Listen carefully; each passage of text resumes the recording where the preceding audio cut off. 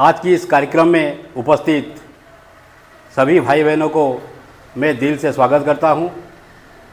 आज हमारे यहाँ पूज्य प्रदीप भाई उपस्थित है जो कुछ सवाल के ऊपर चर्चा करेंगे। यहाँ उपस्थित सभी का एक सवाल है। सवाल ये है, दुख से हमें मुक्ति कैसे मिलेगा? दुख से मुक्ति पाने का मार्ग क्या है? मैं प्रदीप भाई से निवेदन करता हूँ, इसके ऊपर आज वो चर्चा करेंगे। ओम आनंदमयी चैतन्यमयी सत्यमयी परमी सभी भाई बहनों को मेरा प्यार भरा नमस्ते।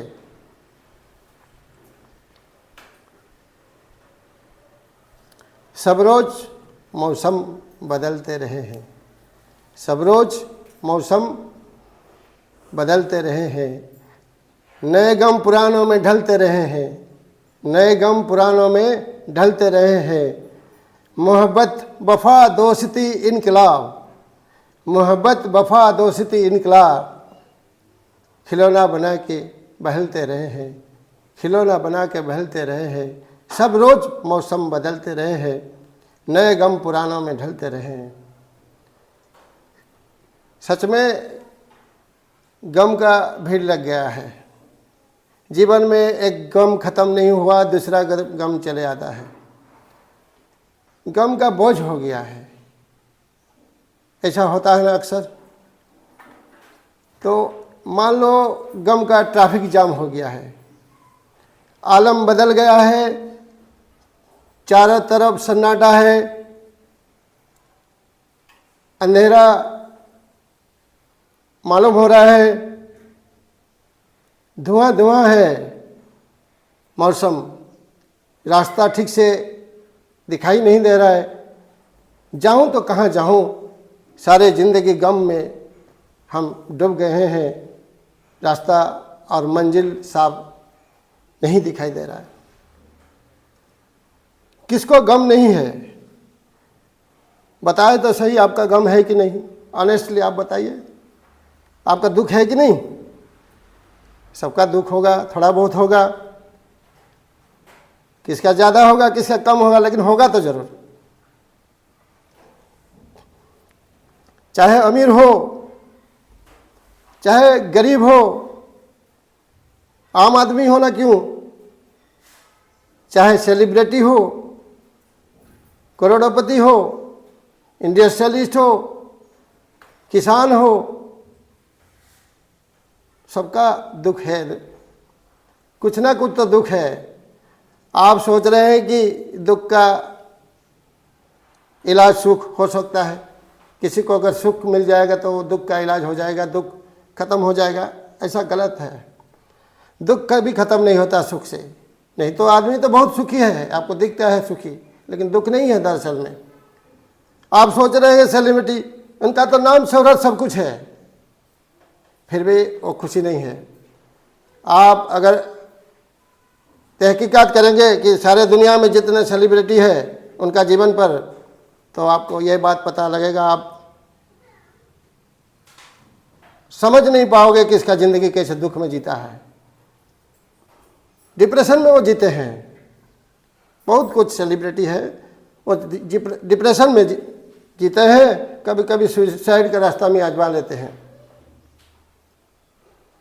आपने शान शौकत की बिल्डिंग किया है, सब कुछ आपका पास है, इज्जत है, शहरत है, सोने का इंतजाम काफ़ी अच्छी तरह बना है, लेकिन नींद कहाँ से लाओगे? नींद क्या खरीद के लाओगे? अरे नींद बाजार में नहीं बेचा जाता है, तुम पैसा दे के नींद खरीद सकोगे। ना दिन में चैन है, ना रात में नींद है। पैसा का क्या काम है? आप सोच रहे हैं कि अमीर आदमी ठीक है, दुखी है, कुछ कारण होगा। आम आदमी पे तो कुछ कम नहीं है। ना आम आदमी ना अमीर बनने का ख्वाब छोड़ सकता है, ना वो गरीबी से उठ पाता है। और जब बीच में रहता है उसका हालत क्या है आपको पता है। बाकी रहा किसान, कुछ गरीब लोग, जिसका घर नहीं है, कुछ लोग का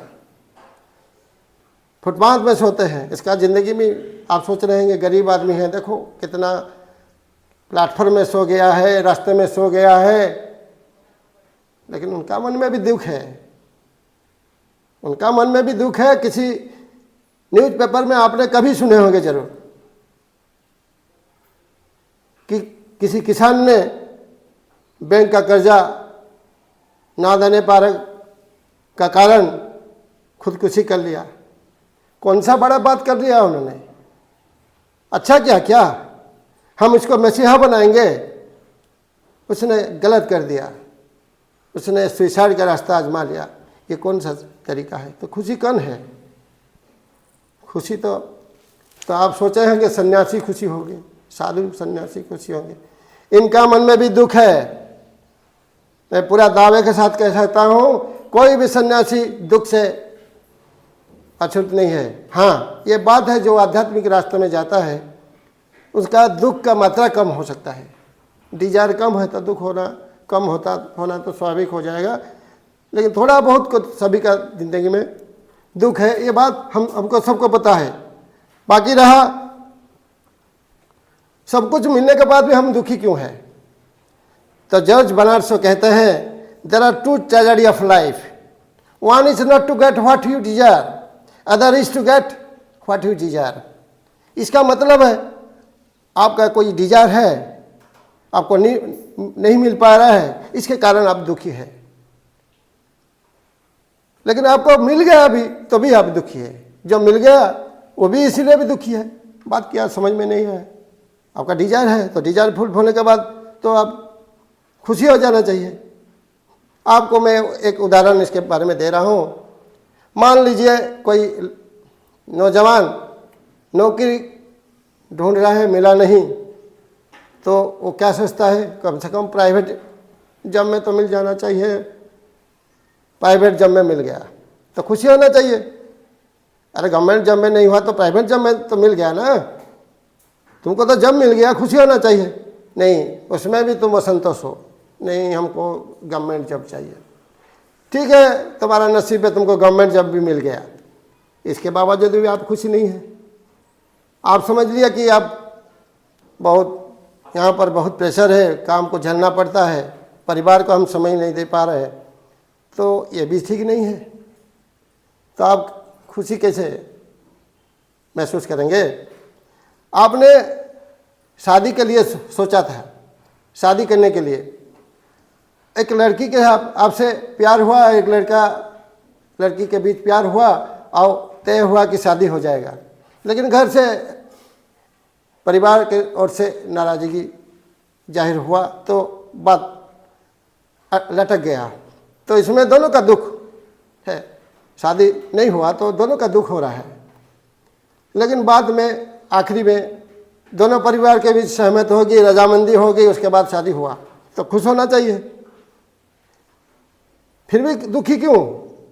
अरे 1-2 साल के बाद फिर झमेला शुरू हुआ, तुमने प्रेम विवाह किया था, खुशी होना चाहिए, लेकिन तुम्हारा प्रेम तो 2 कौड़ी का बन गया, फिर झमेला शुरू हो गया परिवार में। मैंने ये सब देखा है, आपने भी देखा है कि ज़िंदगी में ये सब देखा है, हम सब आदमी देखे हैं। कुछ ना कुछ ज्ञान सबको है, अनुभूति है। ऐसा हजारों लाखों घटना होता है समाज में। फिर ऐसा हो गया कि डाइवर्स तक नौबत आ गया। कहाँ गया तुम्हारा ये सब झूठा? दुख तो तुमने खुद इजाद कर लिया। तुमने सोचा था कि दुख को कैसे मिटाएंगे, लेकिन हुआ नहीं। शादी करके फंस गए तुम, जिसको खुशी रहना चाहिए फंस गए। ऐसे में शादी करके बर्बाद हो गया, ऐसा अक्सर कुछ लोग सोचते हैं। घर में चिंता हो गया, 5 साल 6 साल हो गया, कोई घर में किसी का बच्चा पैदा हुआ नहीं, इसका दुख गम में सब है, तुम आप भी खुद है। तो भगवान ने आपका बात सुन ली, आखिर में आपको घर में एक बच्चा पैदा हुआ। तो खुशी जाहिर करना चाहिए, घर में खुशी होना चाहिए। जब शादी नहीं किया था दुखी थे, शादी किया फिर खुशी हो गए, फिर दुखी हो गए, खुशी दुख का चलता रहता खेल। बच्चा हुआ, नहीं हो रहा था, दुखी था, फिर हो गया, कुछ दिन के बाद वही बच्चा के लिए टेंशन बढ़ गया आपका फिर। तो मतलब क्या है, आप तो दुखी होते हैं, चाहे आपके फेवर में कुछ हो या ना हो, दुख हो जाते हैं। जन्म से दुख होता है।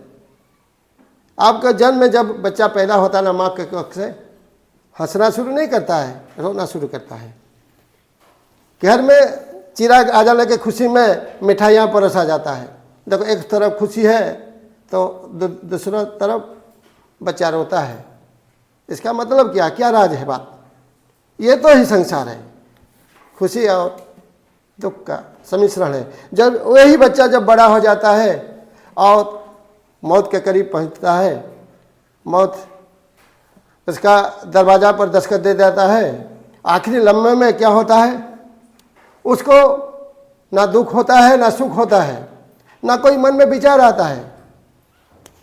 वो शरीर चले जाता है, मिट्टी में मिस जाता है, मौत हो जाता है। तो उसी समय क्या होता है, घर में मातम पैदा हो जाता है, मातम से छाया जाता है इस घर में। तो ये जिंदगी, ये जन्म और मृत्यु के बीच की जो फासला है, हम इसे जीवन मानते हैं, वो एक सुख और दुख का एक मिश्रण है। हम उसको समझने में गलती कर देते हैं अक्सर। आपने कोई खिलौना वाला दुकान के गए हैं कभी? आपने एक खिलौना जरूर आपके नज़र में होगा, बच्चा लोग अक्सर उसको खेलते हैं। तो एक खिलौना में क्या होता है, बीच में एक ठो पानी का बबूला रहता है, वो बैलेंस करा जाता है, एक तरफ बाएं तरफ चला जाता है, दूसरे तरफ दाएं तरफ चला जाता है। एक खेल अच्छा लगता है, बच्चे अक्सर खेलते हैं। तो जीवन में ऐसा है, कभी दुख की तरफ चला जाता है, कभी सुख की तरफ चला जाता है। लेकिन जो इसको बैलेंस कर सकता है, जो उसको इक्विलिब्रियम मेंटेन कर सकता है, वही जीवन को सच्चा उसको मालूम है, जीवन क्या उसको पता है। लेकिन आपका दुख हो या सुख, आप ही आपका जिम्मेदार है। देखिए, आपने संसार बनाया, परिवार बढ़ाया, तो आपका जो बच्चा है उसका परवरिश का जिम्मेदारी भी आप पर होगा। आपका बच्चा का परवरिश कौन करेगा? आप करेंगे। इसी तरह आपने दुख और सुख खुद ईजाद किया है, आप जिम्मेदार है, तो इसका खमियाजा भी आपको भुगतना पड़ेगा। अगर दुख के लिए तुम किसी के माथा पर टिकरा फोड़ दोगे तो ये तो सही नहीं है। आप जिम्मेदार हैं, खुद जिम्मेदार है। हाँ, ज़्यादातर दुख के लिए जिम्मेदार है, लेकिन कुछ ऐसा भी दुख हो जाता है जीवन में कि आप जिम्मेदार नहीं है। मान लो कोई भूकंप हुआ, मान लो कोई सुनामी आ गया, तो इसके लिए आप कुछ भी जिम्मेदार नहीं है, लेकिन आपको ये सिचुएशन फेस करना पड़ता है। तो कुछ बच्चे हैं जिनका दुख मैं अभी बोलना चाहता हूँ, जन्म से वो अपाहिज है। कुछ लोग जन्म से अपाहिज है, कुछ लोग एक्सीडेंट के बाद अपाहिज हो जाते हैं, अक्सर हमको पता है। इनका दुख, जो बड़े बीमार से पीड़ित है, उनका दुख के बारे में उनको पता है, कोई उसका दुख को एहसास भी नहीं कर पाएगा। उनको पता है क्या दुख है। तो इस दुख से वो कैसे निजात मिलेगा? कुछ आपने कोरोना काल में देखे होंगे, किसी का माँ चला गया, किसी का बाप चला गया, किसी का दोनों बाप माँ भी चला गया, परिवार उजड़ गया, फिर भी जिंदा है वो। इन बच्चों, इस लावारिस बच्चे के सिलसिले में मैं एक फिल्म वाला डायलॉग सुनाता हूँ। फिल्म का नाम है मुकद्दर का सिकंदर। वहाँ पर अमिताभ बच्चन छोटे बच्चे का किरदार निभा रहा था और कादर खान वो एक फकीर का किरदार निभा रहा था और सिचुएशन बहुत तगड़ा था।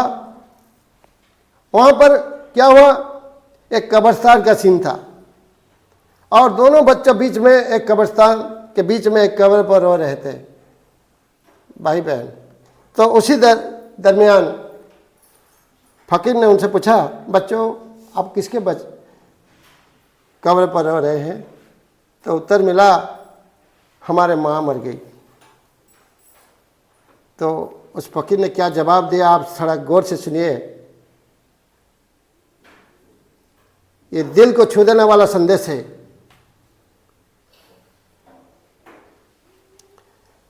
बेटा चारों तरफ देखो, यहाँ भी कोई किसी का माँ है, कोई किसी का बहन है, कोई किसी का भाई है। इस शहर की खामोशियों में मिट्टी का ढेर नीचे सब पड़े हैं। अरे बेटा मौत से किसका रसकदारी? आज इनका है तो कल हमारा है। बेटा आज इस फकीर का एक बात याद रखना, जिंदगी का अगर सही लुत्फ उठाना चाहते हो तो मौत से खेलो। सुख में अगर हंसते हो तो दुख में कहका लगाओ, जीवन का अंदाज बदल जाएगा।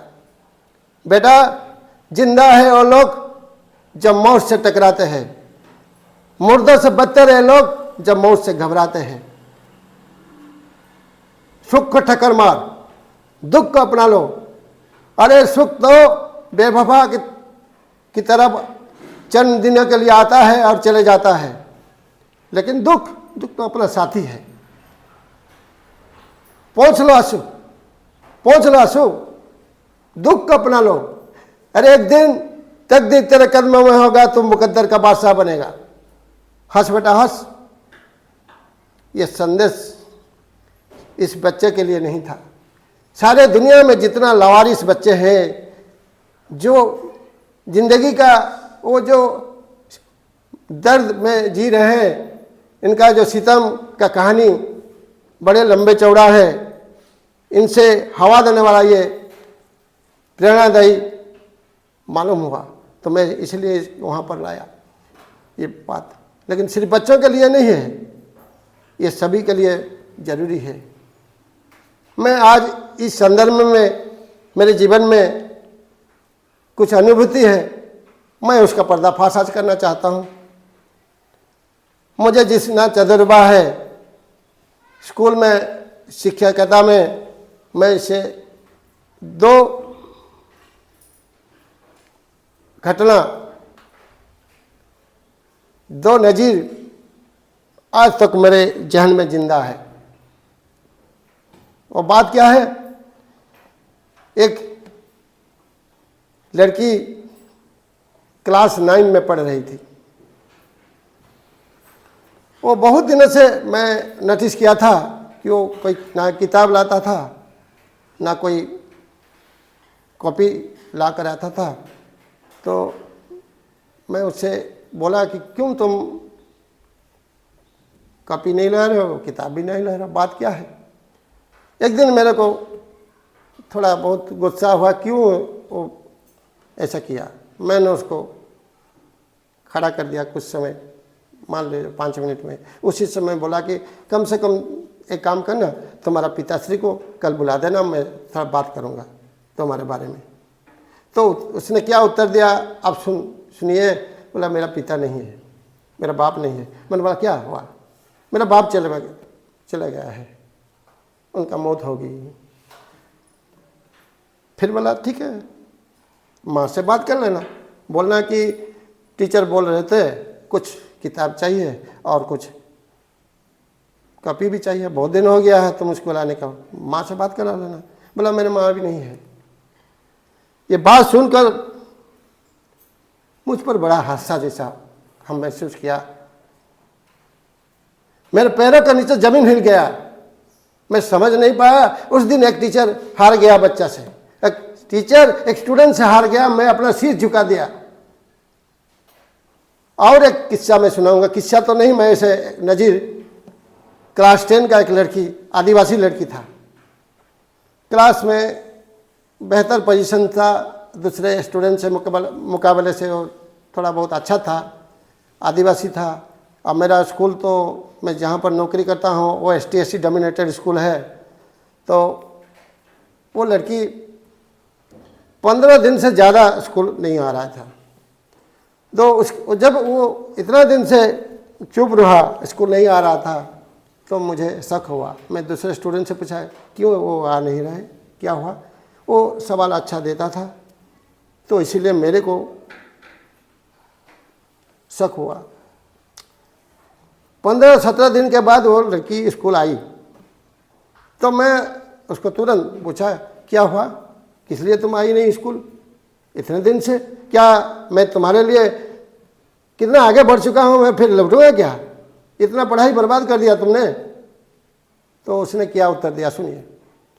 बोला मेरे को कुछ काम था, मैं लेबर के नाते कुछ काम किया घर का, और बाहर कोई गांव में सरकारी काम चल रहा था रास्ता बनाने के, मैं वहाँ पर काम कर रही थी। ये बात सुन के भी मैं हक्का बक्का रह गया कि ऐसा भी हालत से बच्चा जी रहा है जिंदगी।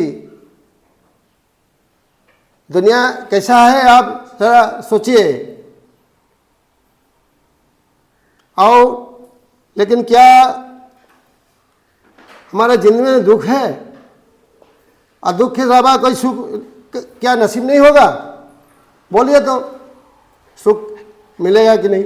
श्री अरविंद कहते हैं, एक आश्वासन देते हैं। श्री अरविंद सावित्री महाकाव्य, सावित्री उनका अंग्रेजी भाषा साहित्य का सबसे लंबा पोइट्री उन्होंने लिखे हैं, जिनका हर शब्द में आपको साधना का गंध महसूस होगा। उन्होंने एक खूबसूरत लाइन का वहाँ जिक्र किया है, all the God made the world for his delight and ignorant power took charge and seemed his will.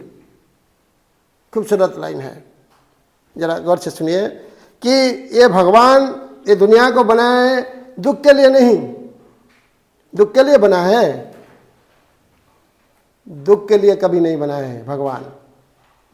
उन्होंने आनंद के लिए, डिलाइट आनंद के लिए बनाया है।